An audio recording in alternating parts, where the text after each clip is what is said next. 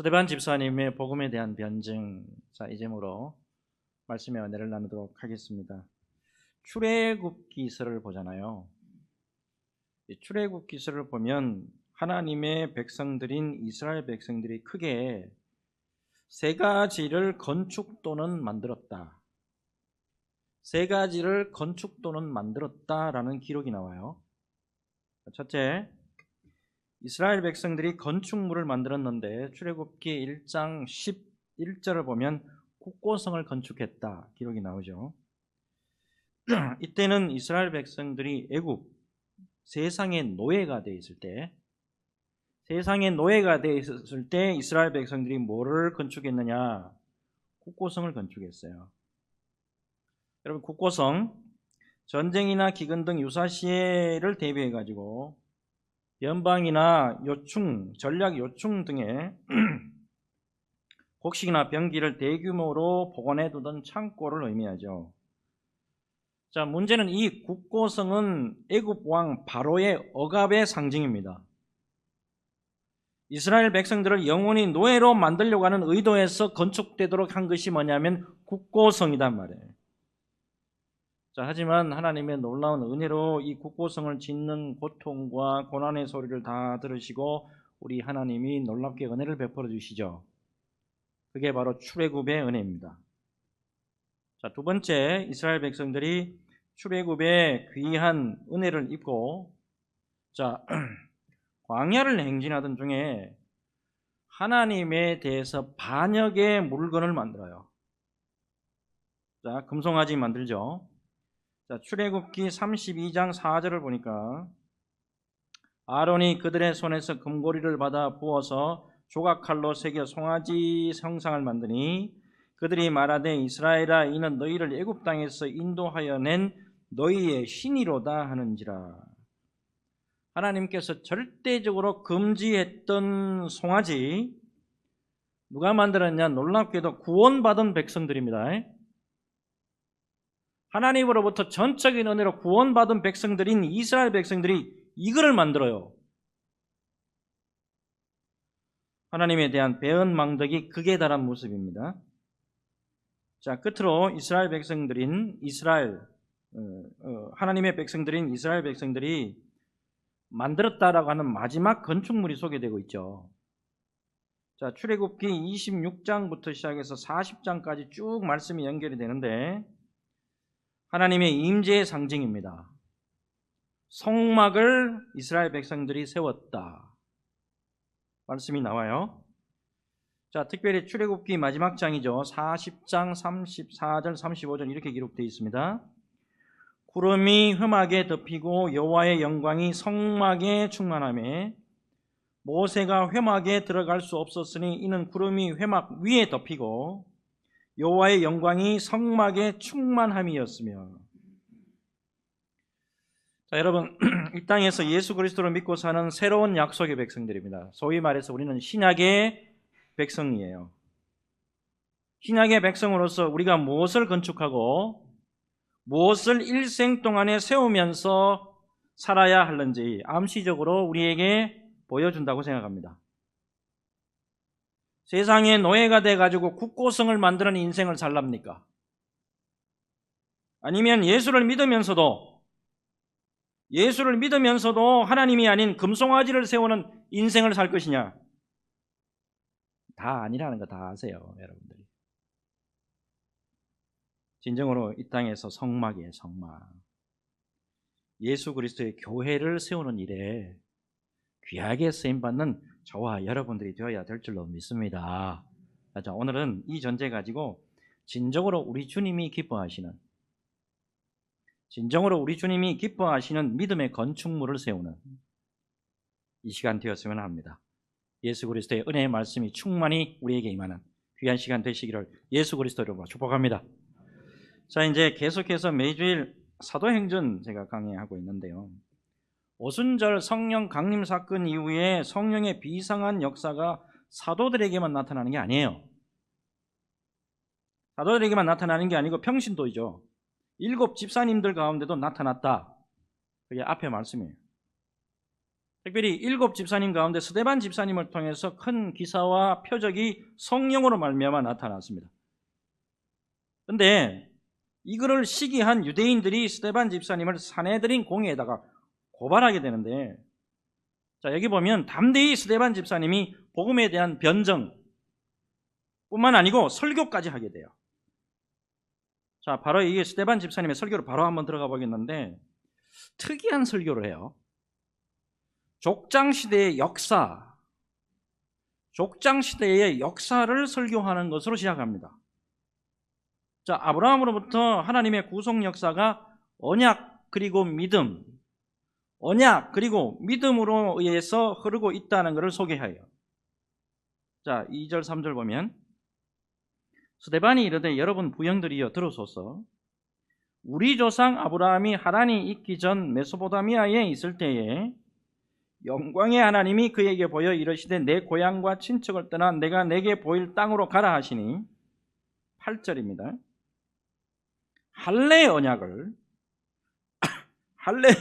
아브라함에게 주셨더니 그가 이삭을 낳아 8해 만에 할례를 행하고 이삭이 야곱이 우리 12조상을 낳으니라.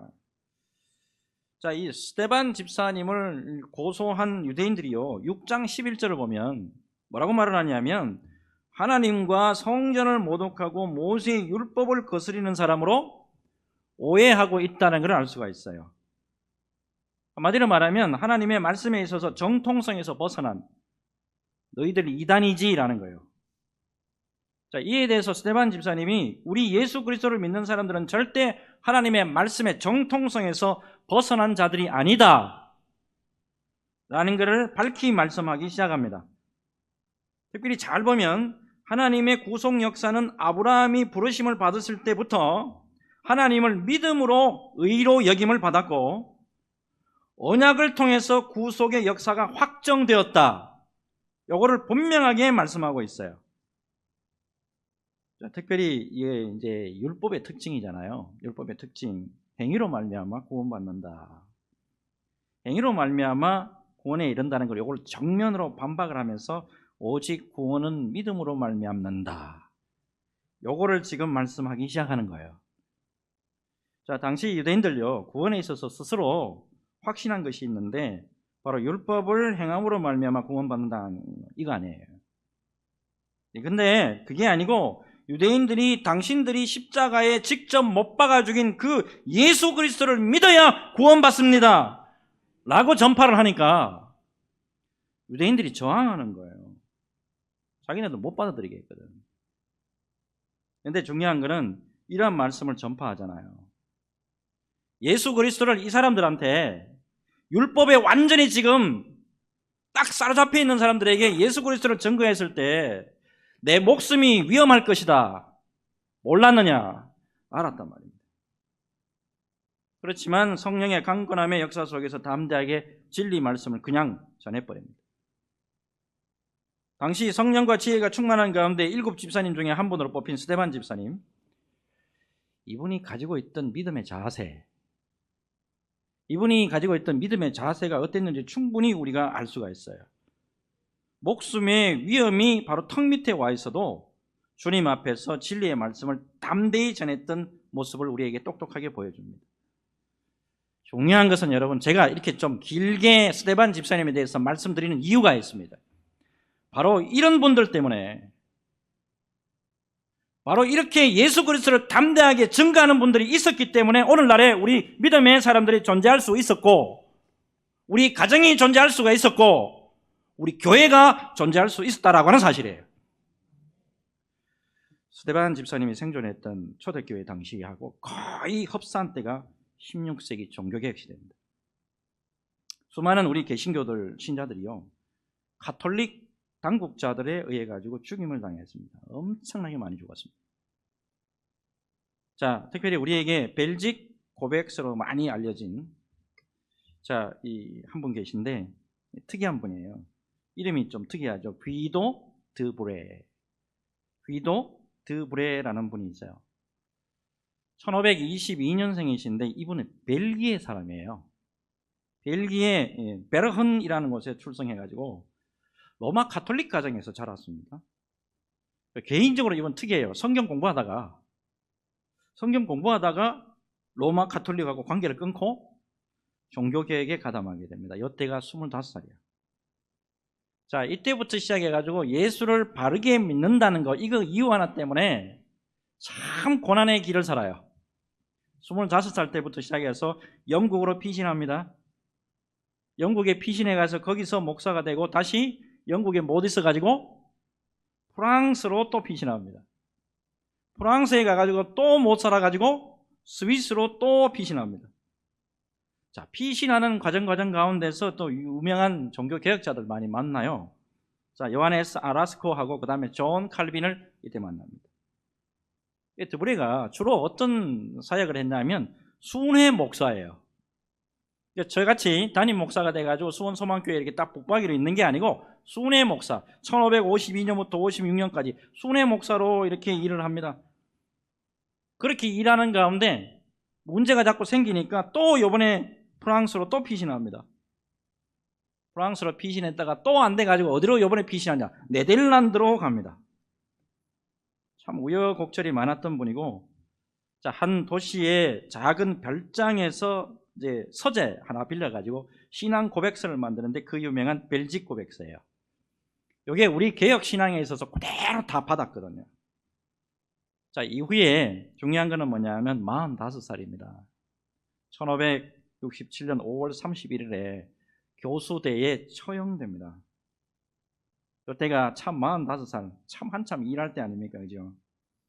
근데 특이한 거는 드브레가 결혼한 지 얼마 됐냐면 딱 7년 됐어요.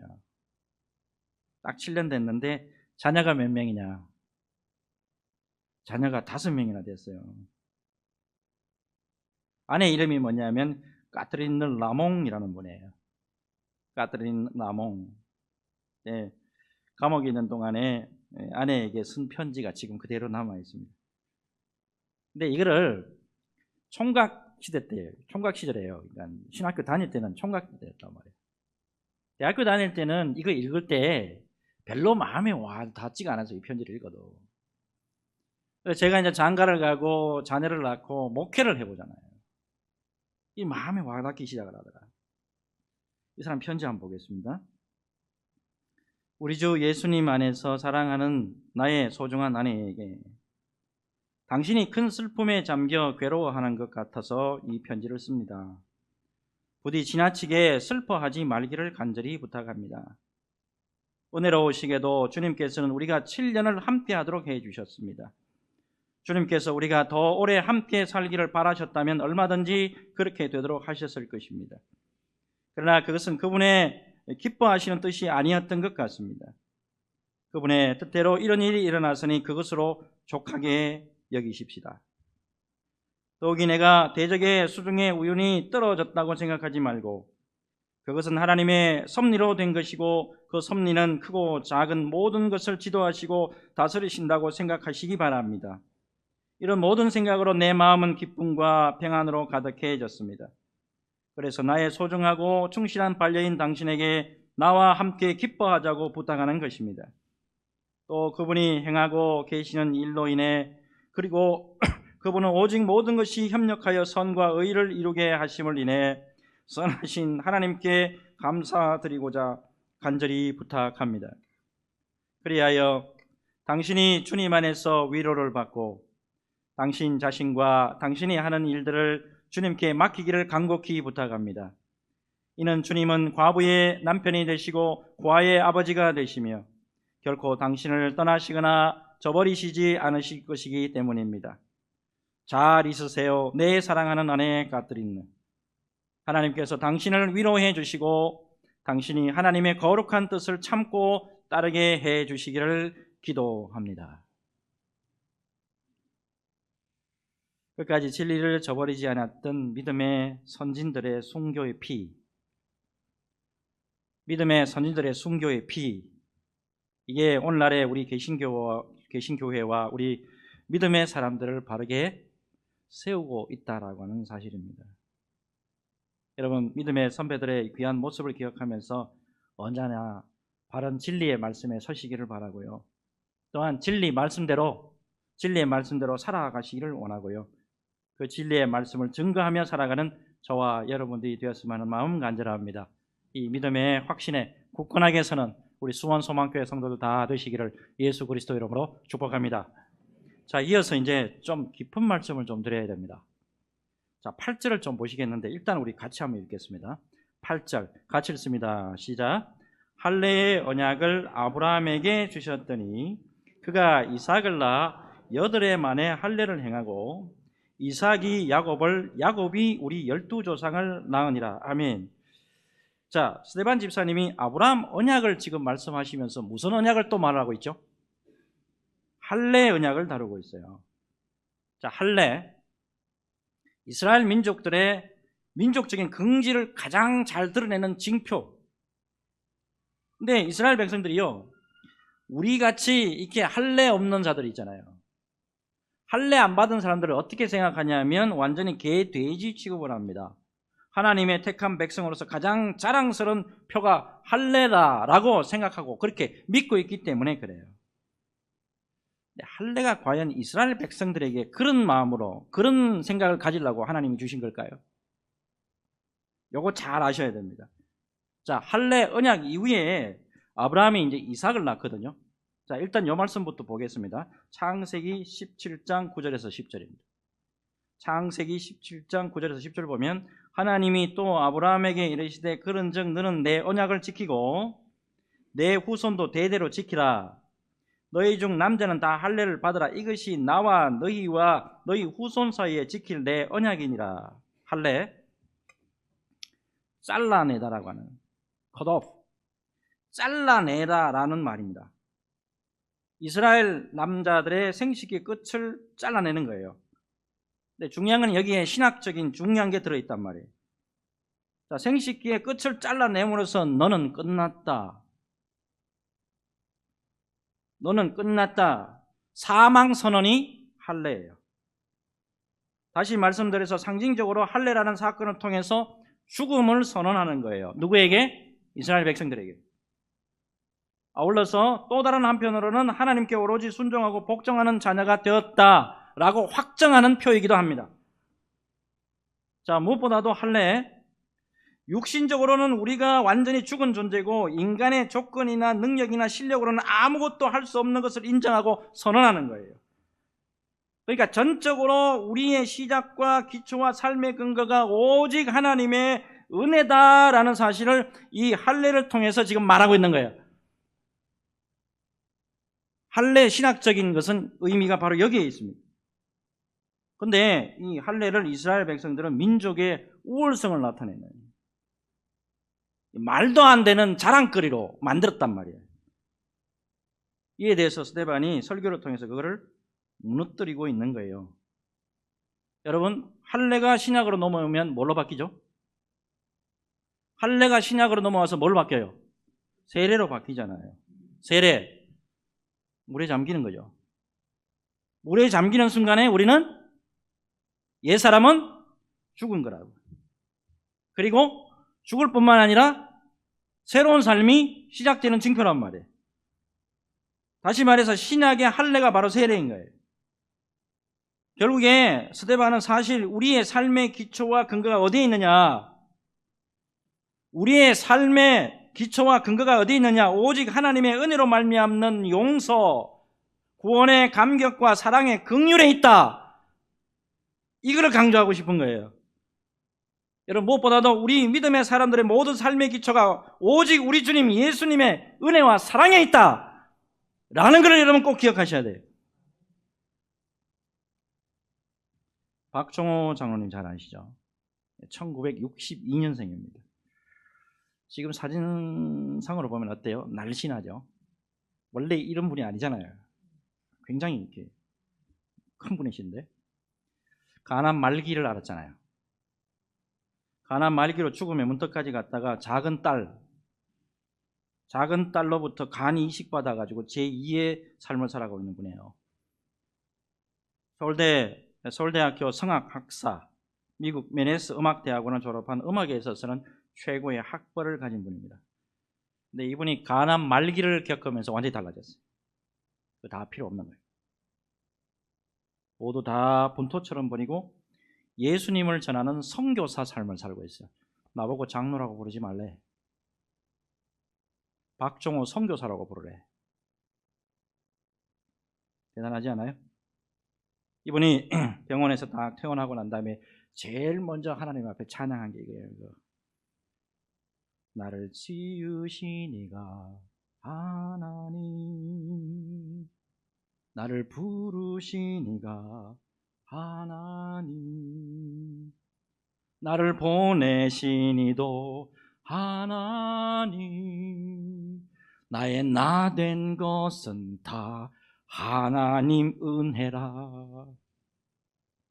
나의 달려갈 길 다 가도록, 나의 마지막 호흡 다 하도록 나로 그 십자가 품게 하시니 나의 나 된 것은 다 하나님의 은혜라.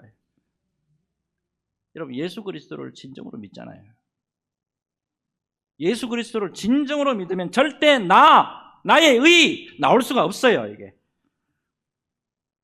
오직 우리 주님의 은혜만을 전면에 내세우게 돼 있다 이 말이에요. 말씀 깊이 새기시고 솔라 그라티아, 솔라 그라티아, 오직 우리 주님의 은혜만을 나타내는 저와 여러분 모두가 되시기를 예수 그리스도 이름으로 축복합니다. 자, 이제 마지막 스데반 집사님의 마지막 설교 부분인데, 자, 9절하고 10절 일단 한번 볼게요. 같이 한번 읽겠습니다. 같이 읽습니다. 시작. 여러 조상이 요셉을 시기하여 애굽에 팔았더니 하나님이 그와 함께 계셔 그 모든 환난에서 건져내사 애굽 왕 바로 앞에서 은총과 지혜를 주심에 바로가 그를 애굽과 자기 온 집의 통치자로 세웠느니라. 아멘. 자, 11절과 13절 같이 읽습니다. 시작. 그때에 애굽과 가나안 온 땅에 흉년이 들어 큰 환난이 있을세 우리 조상들이 양식이 없는지라. 야곱이 애굽에 곡식 있다는 말을 듣고 먼저 우리 조상들을 보내고 또 재차 보내매 요셉이 자기 형제들에게 알려지게 되고 또 요셉의 친족이 바로에게 드러나게 되니라. 아멘. 스데반 집사님이 요셉 설교하는 이유가 뭘까요? 왜 요셉 설교하는 걸까요?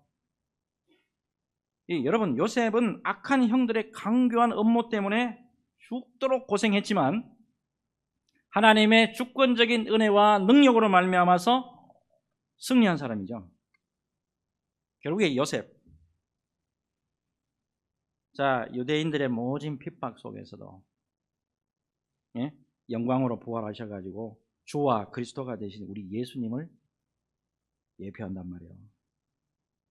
스데반 집사님이요, 지금 너희들이 십자가에 못 박아 죽인 바로 그분을 하나님이 주와 그리스도가 되게 하셨는데 그것을 너희들이 믿지 못하고 있다 선포하고 있잖아요. 이렇게 스데반 집사님이요, 이스라엘 족장부터 지금 다루는 거잖아요. 그죠? 이스라엘 족장을 시대를 개괄을 하면서 구원 역사를 설교하는 모습을 우리가 잘 정리할 필요가 있어요. 스데반 집사님은 자기가 전하고 있는 이 복음이 구약 전통에서 벗어나느냐? 그렇지 않다 이 말입니다. 구약의 언약에서 어긋나느냐? 그렇지 않다 이 말입니다. 무엇보다도 스데반 집사님의 설교 결론은 이거예요. 모든 구속사의 경륜, 모든 구원의 계획은 바로 예수 그리스도에 의해서 이미 성취되었다. 이거 선포하는 거예요. 자, 여기까지는 참 좋았습니다. 담대하게 참 말씀 전했잖아요. 그죠? 사내들인 공에 70명이 모이는 곳이라고. 거기에서 담대하게 말씀을 전했습니다. 그런데 스데반 집사님이 순교하잖아요. 참 힘없이 순교합니다. 돌에 맞아서 그냥 순교한다고. 자, 그런데 이런 귀한 말씀을 전했는데 열매가 없느냐? 열매 있어요, 없어요? 열매가 없는 것 같죠? 바로 옆에서 이 모든 걸 다 보고 본 사람이 있잖아요. 우리가 잘 아는 것처럼 스데반을 순교하는데 가표를 던지고 예수 믿는 자를 핍박하는 데 있어서 정말 열심히 특심했는 사람이 있잖아요. 사도 바울 한 사람이 주님에게로 돌아옵니다. 사도 바울 한 사람이 회개하고 돌아옵니다. 사도 바울 한 사람이 회심하고 돌아옵니다. 복음이 전거될 때 어때요? 열매가 없느냐? 열매가 있습니다. 특별히 여러분, 복음은 한 곳에 이렇게 딱 머물러 있을 때는 아무 힘이 없습니다. 근데 전파가 될 때 강력한 파괴력이 나타난다는 거예요. 여러분, 무엇보다도 복음의 역사 안에서 우리가 꼭 기억해야 될 것은 뭐냐면 한 사람의 변화예요. 한 사람의 회심. 나의 변화, 나의 회심이 얼마나 중요한 거냐, 이거를 깨달을 필요가 있습니다. 유명한 청교도 목사죠. 존 버년, 1628년생입니다. 영국의 베드포드셔 근처에 엘스토우라는 곳에서 태어났습니다. 이 사람의 직업이 뭘까요? 직업이 아주 특이합니다. 떠돌이 땜쟁이에요. 요즘에는 땜쟁이 잘 없잖아요. 근데 이 사람은 땜쟁이에요. 떠돌이 땜쟁이의 아들로 태어나가지고 제대로 교육 못 받았습니다. 근데 중요한 거는 뭐냐면 그래도 겨우 읽고 쓰기는 했던 것 같아요. 16살에 군대에 갑니다. 1644년에 의회파 군대에 입대를 했고, 군대 제대하고 2년 후에 결혼을 하는데 특이한 게 있어요. 이분의 아내 이름이 안 나와. 암만 찾아도 기록이 없어요. 2번 결혼했거든요. 아내가 일찍 죽어요. 아내가 안 알려졌는데 이분이 아주 경건한 분이에요. 그냥 아버지로부터 물려받은 신앙서적 딱 2권 가지고 시집을 왔네. 신앙서적 2가지 딱 가지고 왔어요. 아스멘트의 천국으로 가는 평범한 사람의 길, 루이스 베일리의 경건의 실천. 자, 어쨌거나 결혼 생활이 순탄했느냐? 순탄하지 않았습니다. 첫 번째 딸이 태어났는데 1650년에 태어나요. 근데 시각 장애인으로 태어납니다. 그 다음에 이제 아들이 태어났는데 엘리자베스, 토마스, 존, 이렇게 3명의 자녀가 더 나와요. 특이한 게 있습니다. 이 존 버년이 이제 회심하는 게 있어요. 회심하는 걸 읽어보면 참 특이해요. 본래 이 사람은 춤추는 거 아주 좋아하고 게임을 즐기고 주의를 제대로 안 지키는 걸로 유명한 사람.